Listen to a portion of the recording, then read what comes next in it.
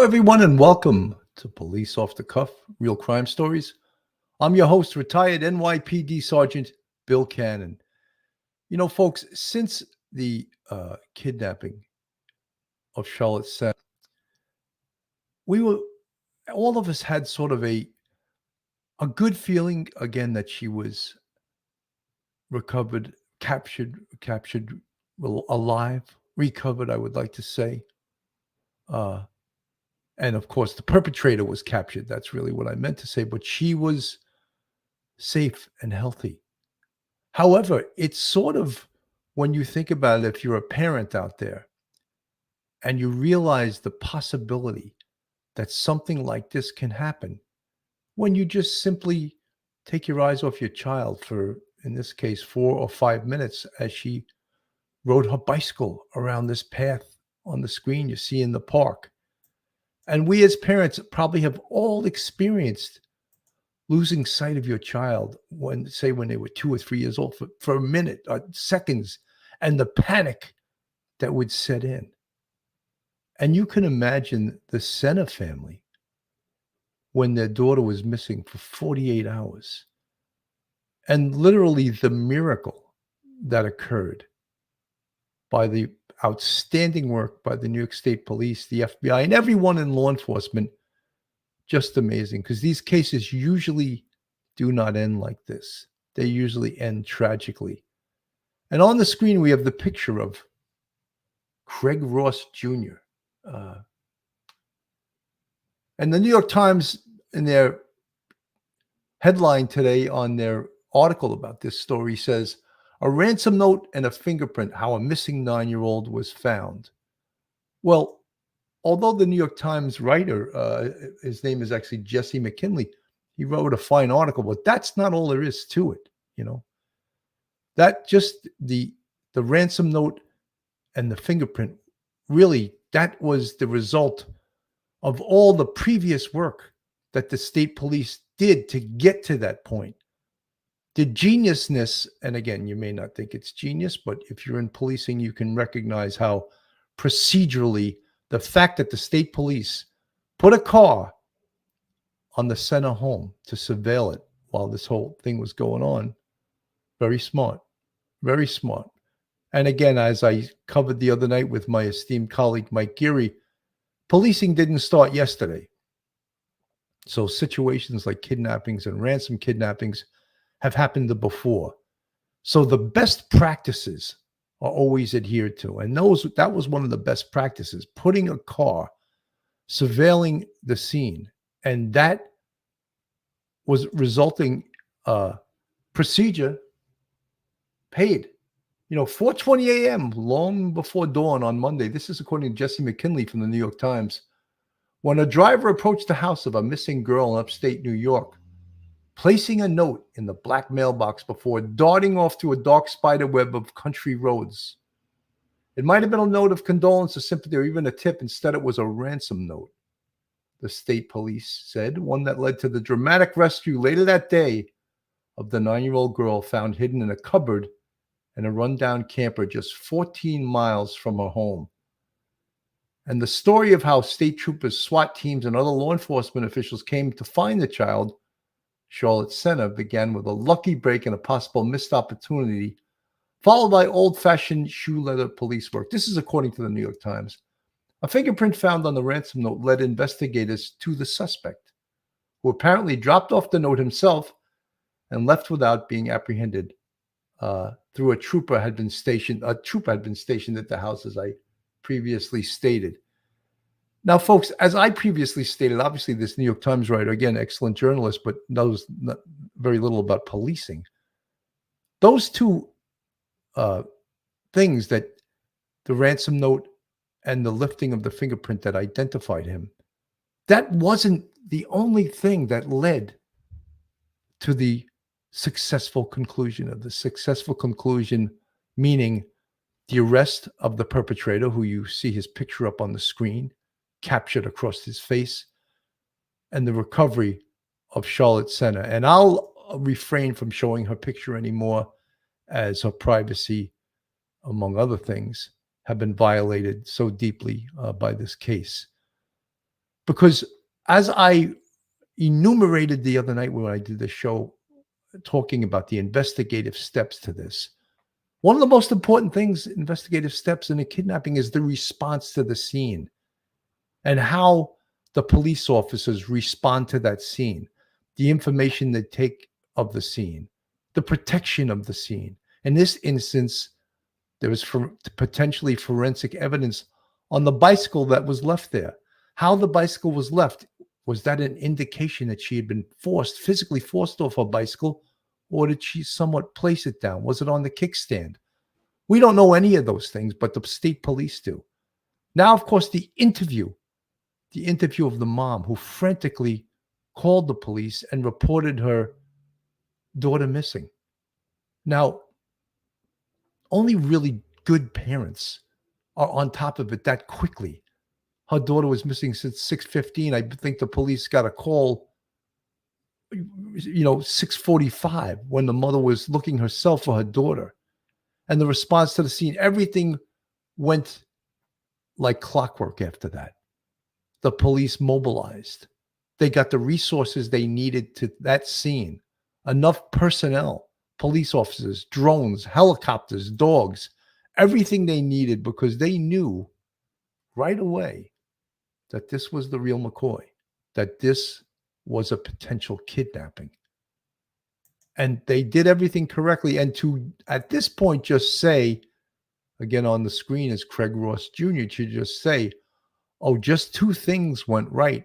Well, to a journalist, that may be the case, but to the police that know nothing happens in policing by accident. It's the result of hard work and the cumulative hard work and of doing things correctly from the beginning. There's an old expression in investigation, in homicide investigation specifically, do it right the first time, because you're never going to get a second chance. And I think the state police knew this when they responded to this case, and they ascertained right away that this appeared to be the real deal. This was a kidnapping. The suspect, Craig Nelson Ross Jr., whose picture is up on the screen right now, was arrested at his mother's home on Monday night and charged with first-degree kidnapping on Tuesday. He pleaded not guilty. Additional charges are expected, according to the state police. The little girl, Charlotte, was said to be in good health and reunited with her parents for the first time since Saturday night, when a weekend camping trip was shattered by the little girl's disappearance, a sudden vanishing that encapsulated the worst fears of parents everywhere. Of course, Governor Hochul gave the press conference, and to every parent, again, this is the biggest nightmare for any parent. Now, this is according to the New York Times author. He writes, still, praise for the rescue was mixed with some questions as to whether the trooper on site that night could have given chase, a theory discounted by the state police. At the same time, investigators were still also looking into Mr. Ross's motivations and connections with the girl. And I'm going to respond to that, because to a non-police person, this was a kidnapping, right? So how do you know that the person that dropped off that ransom note is the kidnapper? So if you jump him and he has no idea or will not tell you who else is involved, you just blew your opportunity. Potentially, what if he's sent out there, and if he doesn't return by a certain time, the kidnapper kills the girl? I don't think journalists think of these possibilities, and I'm not saying that's what happened. Could the trooper have erred? Yeah, but I'm just giving other possibilities as to why the observing trooper didn't stop the car immediately. And these are real concerns when you have a kidnapping. They didn't know where the girl was. They didn't know if this was just a messenger of the kidnapper. And if we grab this guy that could be communicating with the kidnapper, it could result in the death of the little girl. So I'm just putting those little potentialities in there, because it's not always crystal clear as it may seem. There's another old expression in police work is that things are not always as they seem. So you could think something is 100% one way, and in reality, it's not. It's completely the other way. So as it worked out, did the end justify the means? As it worked out, the police had made the right decision. Whether random or planned, according to the New York Times, the abduction and rescue of Charlotte riveted a nation too accustomed to tragic endings and stories of endangered children. Yes, I guess we've become numbed by it. Again, she decided to take one last little trip around the bicycle loop, which is on the screen right now, and she never came back. And right away, her parents headed out to search. They soon found Charlotte's bike, but their daughter was nowhere to be found. They called 911, even as other campers began shouting Charlotte into the dense woods. State police arrived soon after, and rangers and others fanned out to search the gathering dusk. They feared the young girl had gotten lost or found her way into the waters of Moreau Lake. Investigators, however, immediately suspected a more sinister scenario. Again, this is according to the New York Times. A child abduction by a stranger, a rare occurrence, though a terrifying staple of parental imagination. The search again continued into the night. And, state police were also criticized as to why they immediately didn't call for an Amber Alert. And they had quite a few reasons as to why not. Many cases there's cases of missing children probably every hour on the hour of every state in this country. And if everyone becomes the subject of an Amber Alert without proper first response and first investigation and questions and all of that stuff, it becomes the boy who cried wolf syndrome. And if you call an Amber Alert every single time, after a while, the Amber Alert's not going to mean anything. And they want Amber Alert to be as strong as possible so that we don't have boy who cried wolf syndrome. All right. So the police respond to the scene. I went over over 50 different investigative resources, investigative steps they should have taken. And they took even much more than that. Response to the scene, interview the parents, search the home of the missing, of Charlotte Sena. Search her home. Why? Why would you do that? Okay.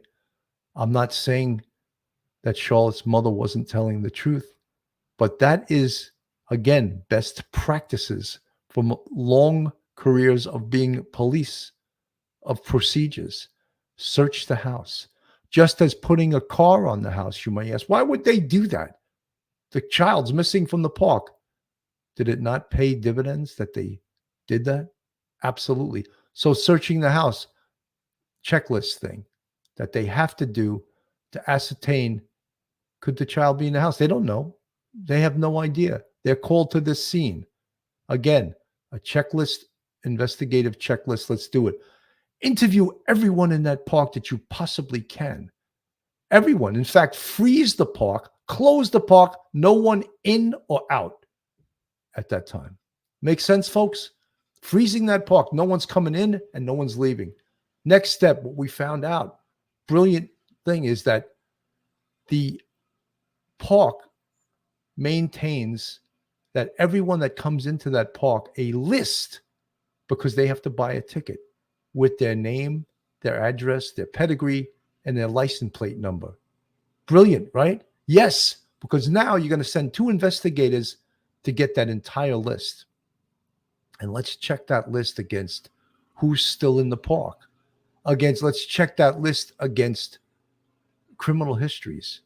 Let's check that list against databases. Let's check that list against potential sex offender databases.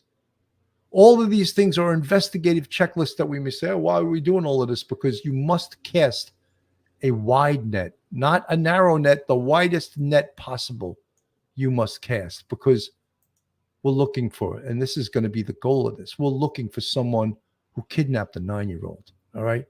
And we must think in a situation like this, the very worst, because a kidnapper has bad intentions, obviously, right? So all the talent, all the experience, let's immediately bring the FBI in. And you say, well, why should we do that? Because the FBI has resources, they have investigative talent, they have all the toys, they have better technology than any state police, local police, anyone. They have the technology. They get the money of the federal government. Let's bring them in there. Let's bring in their resources. Let's bring everything they have. There's a technology, folks, that we always hear.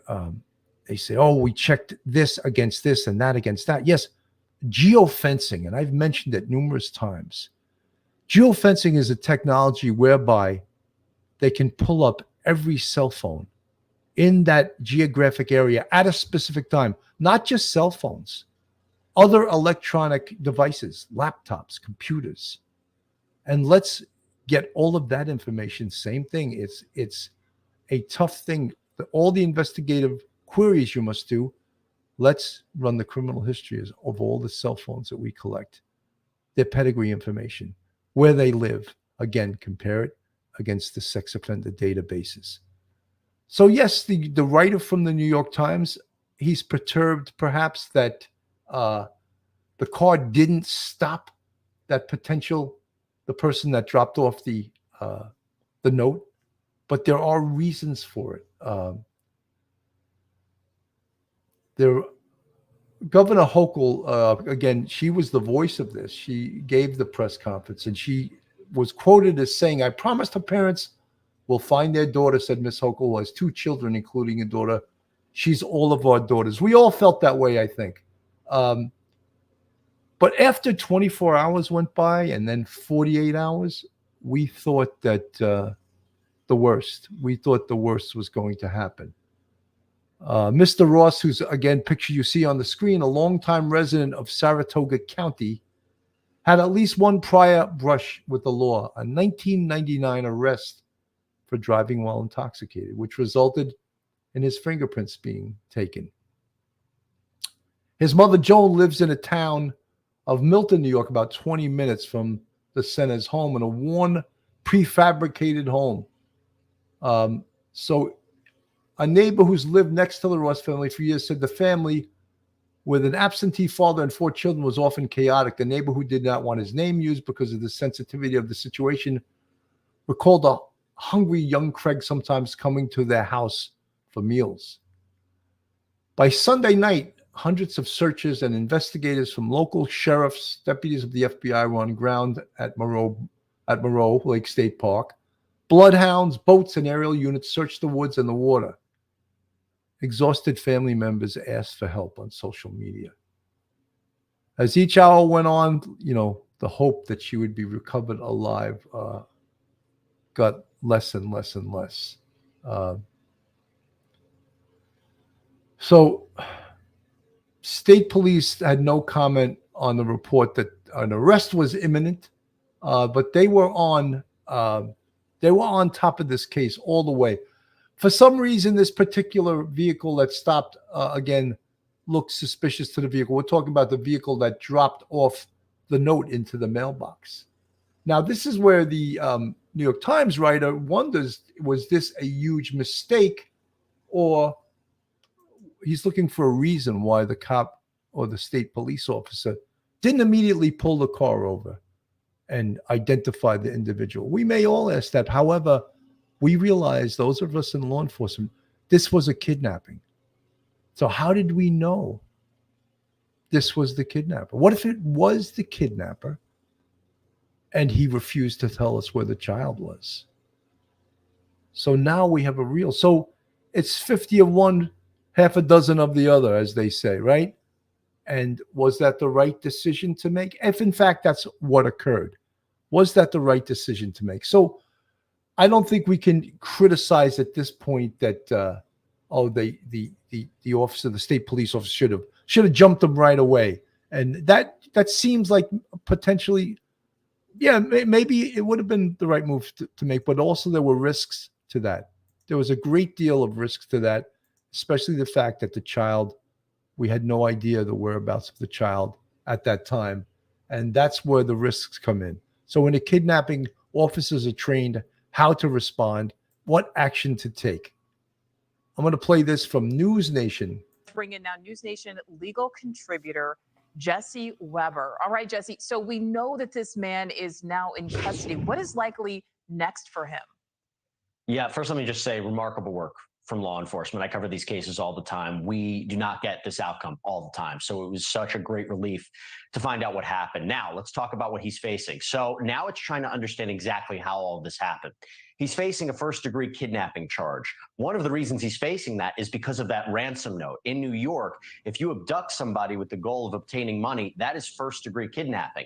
That could just be the tip of the iceberg, though. There are other charges they may be looking into him for. So they need to understand, what did he do with Charlotte, do to Charlotte? What did he say to Charlotte during this time? That's going to be very, very important. And understanding if anybody else knew or helped him in the abduction of this young girl. So this is, again, kind of the end of the one part of the investigation and the beginning of the next phase to understand exactly what we don't know yet. All right, and just I do want to talk more about, some of the things you mentioned there. What did he do to Charlotte? What did he say to Charlotte? Just the fact that Charlotte was found, in good health, that she was found alive. But before that, I really want to zero in on the fact of this ransom note, and the suspect really captured in large part due to that critical mistake that he made. Let's listen to what New York Governor Kathy Hochul had to say this morning. He literally drove up to the family's mailbox, assuming they were not home. 4:20 in the morning, opens the mailbox and inserts the ransom note, leaving a critical piece of evidence behind, his own fingerprint. Yeah, leaving his own fingerprint behind. So that was the governor speaking actually last night. So Jesse, this is something I guess that you hope a suspect will do. You don't think that they necessarily will. Talk about how crucial that fingerprint match was to all of this. Yeah, so first let me just say, he's innocent until proven guilty. But having said that, in my experience, criminal suspects and defendants sometimes are not the smartest individuals, and they leave sometimes the worst evidence behind. And in today's day and age, when we have the use of DNA. Folks, when you look at the timeline on that screen, it just is absolutely remarkable. The speed and the precision of law enforcement. September 30th, 6:15 p.m. Girl disappeared in Morrow Lake State Park. We know that to be Charlotte Sena. 6:45, mother reported her missing. So a half hour went by. October 2nd, 4:20 a.m., suspect left ransom note in the family's mailbox. 2:30 p.m., fingerprint on note linked to suspect. 6:30 p.m., suspect arrested, girl found safe inside cabinet in the camper. Just, you cannot get better, speedier, more accurate, and fantastic results. And the bottom line is little Charlotte is alive. And that's the best thing that law enforcement could have accomplished out of that. That the perpetrator was arrested and Charlotte was recovered alive. I can't speak more to that. That's just amazing. And fingerprints, it just becomes harder and harder to escape criminal liability. Now, I'll tell you, I thought it was fascinating that they were able not only to obtain a fingerprint from this note, but the speed in which they were able to identify him. It was 10 hours or so, able to put it in that database and link him to a 1999 DWI. That is why it's so important for these resources to be given to law enforcement, whether it's genetic genealogy or databases or DNA or fingerprints or CODIS. It really helps narrow down a list of suspects. And folks, we spoke about yesterday about how law enforcement, of course, he just spoke about how identifying the fingerprint, because it was matched against an arrest from 1999 that Craig Ross had for DWI, driving while intoxicated. Minus that arrest being on the books, that fingerprint wouldn't, unless there's another possibility. Sometimes there's criminal fingerprints. Like if you get a permit for a gun, sometimes with certain licenses, you must be fingerprinted. So they would go through non-criminal fingerprints. But this was spectacular because one arrest, and again, if he was never arrested, they wouldn't have had that fingerprint. You know, the other thing was this fingerprint was lifted somehow off of paper. Incredible, right? And what they probably did, and I don't know specifically, but they used what's known as fingerprinting chemicals. Forensic scientists rely on 4 primary chemicals to reveal and collect fingerprints: iodine, cyanoacrylate, silver nitrate, and ninahydrin. These chemicals react to substances within the fingerprint, such as oil and sweat, making the print change color so analysts can see it better. And I would almost guarantee you that this fingerprint was reproduced via a photograph, not through fingerprint dust. I don't believe that, and I'm not a crime scene analyst by no means, but I don't believe that fingerprint dust works very well on paper if the print is left on paper. So more than likely they used those chemicals to have the fingerprint raise up and be illuminated and visible to the naked eye. Then they would take a picture of it. And then it goes into a database called AFIS, Automated Fingerprint Index System. And that's a state database of everyone convicted of a felony or anyone arrested for a felony. And they would run this fingerprint. Excuse me, I may be incorrect. Anyone arrested, I would think, would be an AFIS in the state, because I doubt that the DWI was a felony. And then it can run millions of fingerprints in a very short time. So as you could see, from the time that they collected that fingerprint till they identified it, I believe it was about 4 hours, which is incredible. The speed in which they worked was just unbelievable. Because again, this is a kidnapping, you know. You don't even need a search warrant application. You can boom doors because it's the emergency exception to a search warrant. Tell you, if they didn't have his fingerprint, there was a strong possibility we may not have found Charlotte at this point. So that really was the break in this case, because once they had found out where he lives, then they found Charlotte. It's going to be very difficult for him to mount the defense in this case, because we also understand that they've now triangulated cell phone evidence, putting him at the park at these key times. And so again, you're just seeing the beginning of a prosecution case against Mr. Ross. Yeah, such great work by law enforcement here, as you said. So he was arrested in this trailer, which was sitting behind his mother's house. Jesse, I think obvious question here: is it possible his mother is going to face any charges? That's the question. You know, folks, the investigation is, you know, when you do an investigation like this, you heard the expression, you cast a wide net.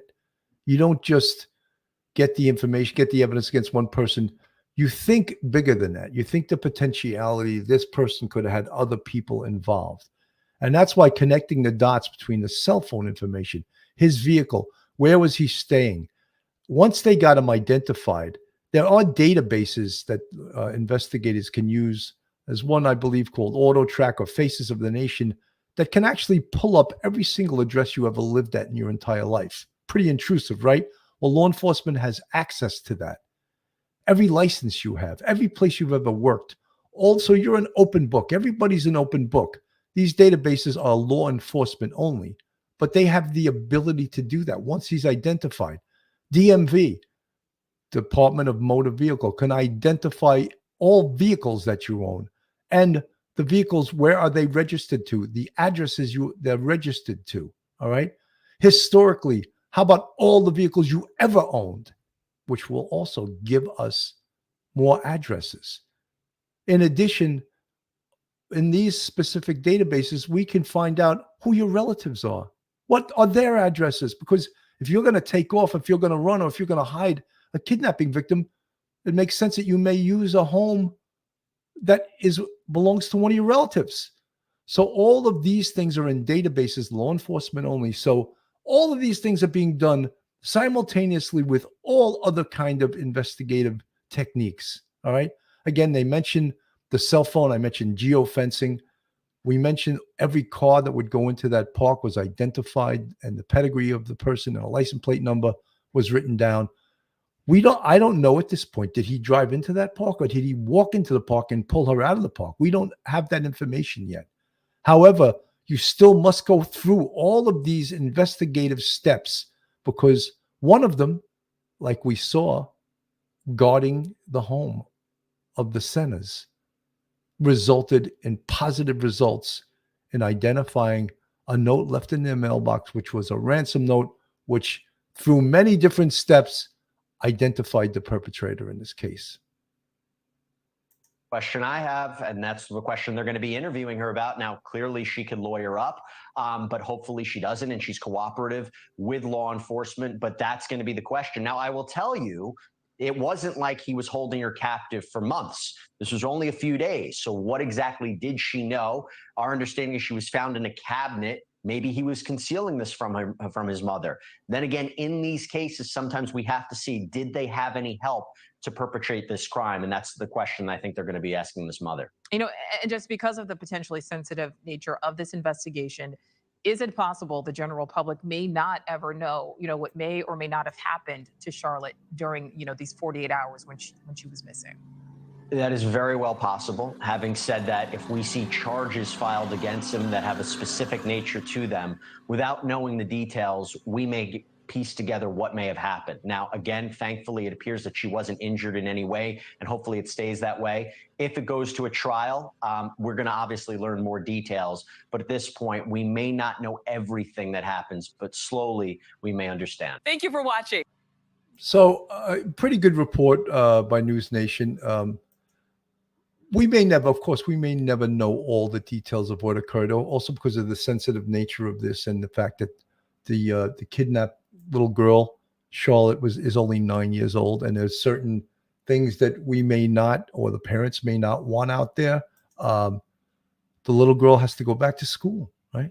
The little girl has to go live back in her neighborhood. You think she wants the notoriety of the girl that was kidnapped? I think not, you know. So it is a sensitive nature. There is a whole other part to this, but you know, this story became a feel-good story, I think, for everyone, that we wanted to just celebrate the fact. And we don't know what happened in the 48 hours that Charlotte was with this perpetrator here.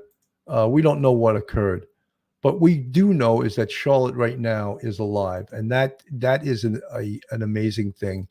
After her being kidnapped and held for 2 days, and we're thrilled with what occurred. Charlotte Sena, who was rescued in upstate New York. Stephanie Ramos has been closely following the story. Good morning, Stephanie. Michael, good morning. The kidnapping suspect, Craig Ross Jr., is being held at this jail as one family details to us a suspicious encounter they had with him. This morning, as the investigation intensifies into the kidnapping of 9-year-old Charlotte Sena, troubling new accusations about the man now charged with her abduction. I see my grandson, and there's at a this man point standing with his back to me, right over him. Carol Brown lives down the street from alleged kidnapper Craig Ross Jr. and tells us he had a suspicious encounter with her 9-year-old grandson this summer. He said, "Hey, I was just asking him if he could come help me. I got a weed whacker." And Brown says when she offered to get her husband to help, Ross took off. She didn't know who he was until this week, when officers who were interviewing neighbors arrived at her house and heard about her grandson. They showed her pictures of suspects, and she says she recognized Ross immediately. I literally almost got sick to my stomach, fell off my chair almost. Charlotte, kidnapped at Moreau Lake State Park on Saturday, found in Ross's camper on his mother's property Monday. Police are still investigating but have not found a connection between Ross or the little girl, who is now home with her family. Robin. Yeah, thank you. So an amazing story. All the news stations jumped on it. It's still an ongoing investigation. Folks, this is Police Off the Cuff, real crime stories. If you like real crime or true crime from a police perspective, then you're in the right place. And if you're not subscribed, go go on our YouTube, hit that subscribe button, give us a thumbs up, and ring that bell. And if you want to contribute to us, we have a Patreon with 3 different levels, as well as a YouTube channel membership with 5 different levels. You see the folks in the green font. They're part of our YouTube family, our friends, and we really appreciate everything that they do for us.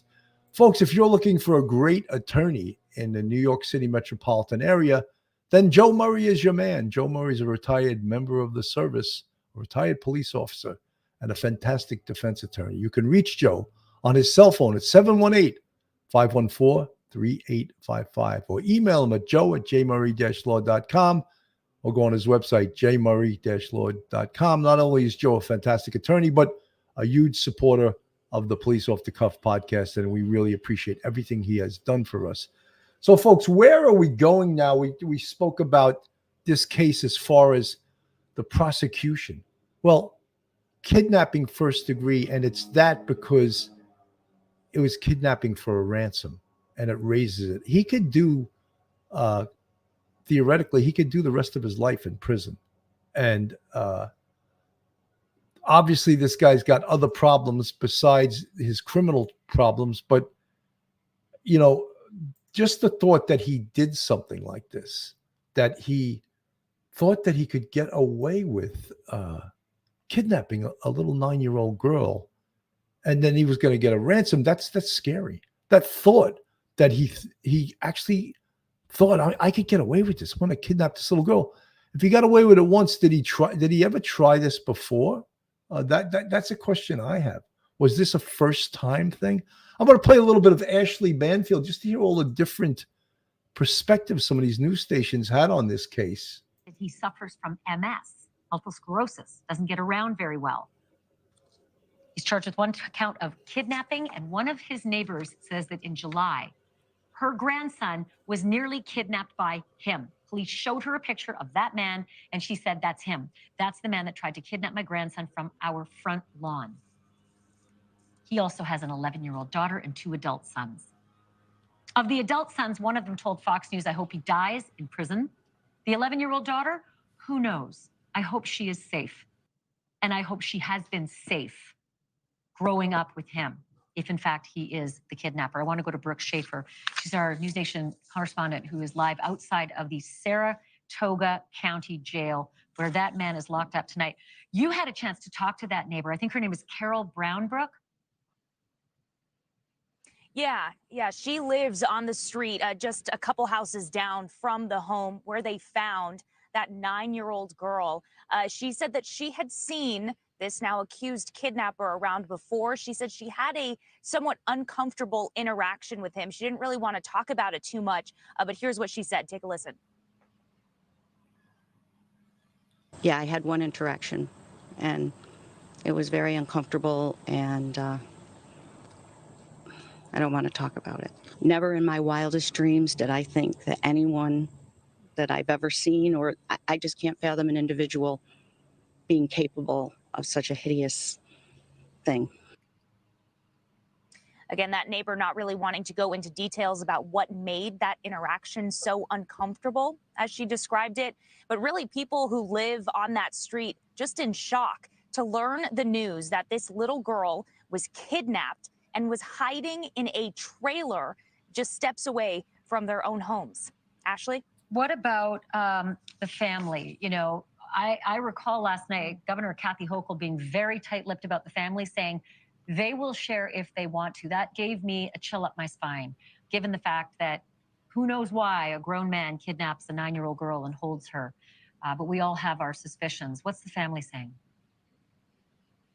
The family. You know, folks, obviously the family doesn't want to talk about this. You know, this is so dramatic that the press does this. You know, if there was SA involved here, obviously you want to get psychological help for the daughter. You want to get her counseling, but you don't want to go blabbing it out to the press, and you especially don't want the press reporting on this all over the place. I mean, it's just sort of insulting to the intelligence. What is the family saying about this? They're saying nothing. Family is staying pretty quiet for now. They are focusing their attention on Charlotte, rightfully so, and I think understandably so. But they did release a statement. They're not doing any on-camera interviews. But in their statement, they said, quote, We are thrilled that she is home, and we understand that this is the outcome, or this outcome rather, is not what every family gets. A huge thank you to the FBI, the New York State Police, all of the agencies that were mobilized, all of the families, friends, and volunteers. Again, as of yesterday afternoon, there were 400 people on the ground searching for this little girl. Late yesterday, we got the overwhelmingly good news that she was found alive. At last check, we heard that 9-year-old Charlotte was taken over to the hospital for medical evaluation, and that's where she was finally reunited with her mom and dad. Brooke, real quickly, about 20 seconds left. Craig Ross Jr., presumably in the building behind you. Inmates do not like people who do things to children. I don't know what he did or if he did anything to this child. I don't know if he's guilty or not. That will be for a jury to determine. But do we know anything about the way they have him incarcerated and where in that building? Right. So we know that he is in the Saratoga County Jail, the building right behind me. My team was talking with New York State troopers earlier today, and one of the officers told us that they believe he is in isolation in the building behind me, so not in general population, at least for now. He was arraigned this morning. He's being held here without bond. Yep, that's exactly what I expected. So, folks, that was a report by News Nation. Obviously, folks know that follow true crime or follow real crime, whatever you want to call it, that pedophiles are the lowest on the caste system inside a prison. And usually they get put in protective custody because other prisoners, even though they're slime also, they look upon pedophiles of the lowest of the low. So usually they're put with other pedos. They all, live happily together in a specific area of a prison where all the pedophiles will be, and not just not with the general population. I mean, I don't know why people always think that's so nice, that's so great. Like criminals are so good that they'll kill or take prison justice against someone that committed those crimes. Again, they're despicable human beings, but so are most of the other people in prison. But people somehow seem like they get comfort out of that the other prisoners are going to beat this guy up, or they're going to kill this guy in prison. And it's happened to some of them. Jeffrey Dahmer was killed in prison. He was more than a pedophile. He was a serial killer. There was a Catholic priest named Gagan who was killed in prison. He was a notorious pedo. So yes, there is a prison caste system. It's going to be tough when you start thinking the worst. But what happened was extraordinary. The case started to break at 4:20 a.m. this morning when the family's home that was being guarded. Again, this is Governor Hochul reporting when she was recounting the investigation and the time and exactly what occurred, the note left in the mailbox and all of those things. By state police when the parents were still starting another day at the campsite where they'd last seen their daughter. 4:20 a.m. The car pulls up to a mailbox. Something is left. State police immediately go to the mailbox and identify what is a ransom note that had been left behind for Charlotte.